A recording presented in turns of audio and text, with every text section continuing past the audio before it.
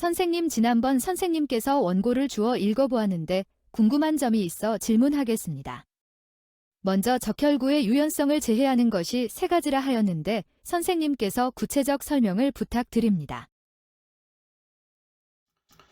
예, 적혈구의 윤성을 들이뜨는 것은 고혈당, 고지방, 활성산소라 했습니다.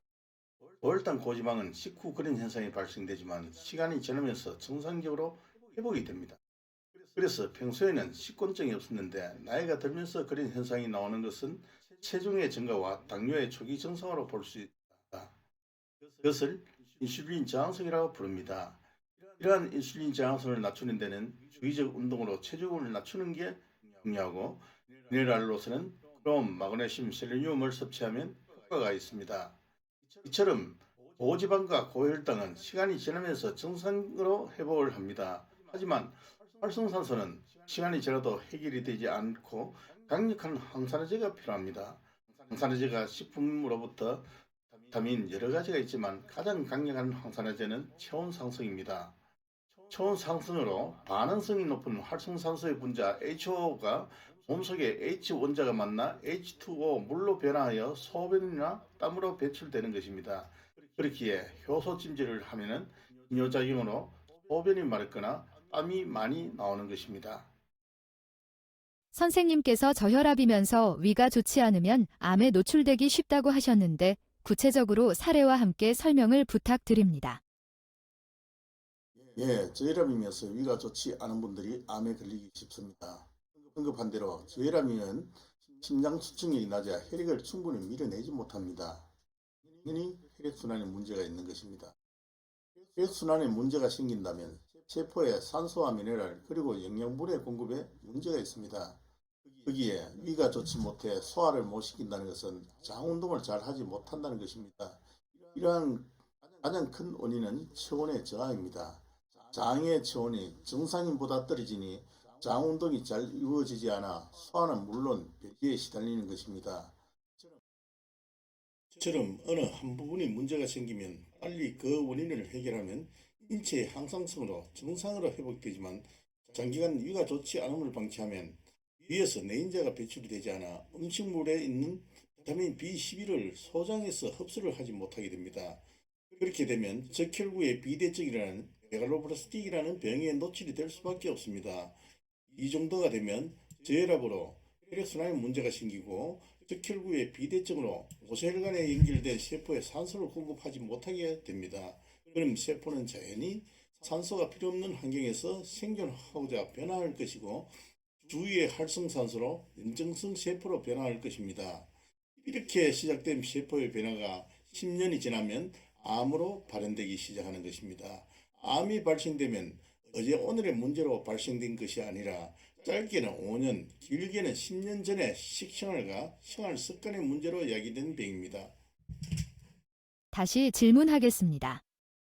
시중에 산소수든지 산소를 공급한다는 건강식품이 꽤 많습니다.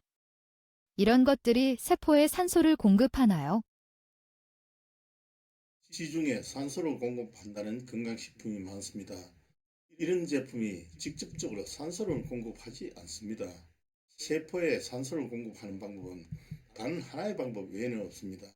적혈구가 세포에서 산소를 포집하여 세포에 가서 탄산탈수 효소에 의해 탄소와 산소를 교환하여 세포에 전달하는 방법 외에는 없습니다. 단지 그런 물이나 식품은 세포에 좋은 미네랄을 공급하든지 항산화제가 포함되어 적혈구의 윤성을 좋게 할 수 있을 것이라 생각합니다. 그래서 세포에 직접 산소를 공급한다는 그런 표현은 과장된 방법입니다. 네, 질문 드리겠습니다. 미생물 효소 찜질을 하면 암 환자만 좋아지나요? 미생물 효소 찜질을 하면 암 환자만 좋아져서 암 환자를 언급하는 것이 아니라 질병 중 가장 큰 질병으로 인식하기에 암 환자를 표현한 것입니다. 모든 질병의 원인과 노화는 활성산소와 세포의 미토콘드리아에서 출발을 합니다. 그렇기에 세포에 산소 공급을 하면 미토콘드리아가 왕성한 활동으로 에너지를 만들어내며 정상적인 활동을 합니다. 또한 혈액순환이 제대로 이루어지면 혈액 내 수분이 피부의 습도 조절을 하며 제폰에 결합되지 않은 단백질 UCP3가 체온 상승으로 활성화되어 피부를 맑게 해줍니다. 그렇기에 노화와 건강 그리고 미용을 함께 챙길 수 있기에 질병을 사전 예방할 수 있는 헬스케어라고 보면 됩니다. 마지막 질문으로 미생물 찜질, 특히 선생님이 제조한 미생물 찜질이 좋은 이유를 알려주세요. 미생물 효소 찜질이 특히 좋은 이유를 설명해 드리겠습니다. 효소 찜질이라고 갑판을 걸고 발효시킨 효소를 덮어주니 처음 경험하거나 경험을 몇 번 하지 않은 손님들은 그게 그거 같고 비슷비슷한 것 같아 구분이 어려울 것입니다. 그러나 10회 이상 경험을 하시면 그때부터 느낌에 대한 차이를 느낄 것입니다.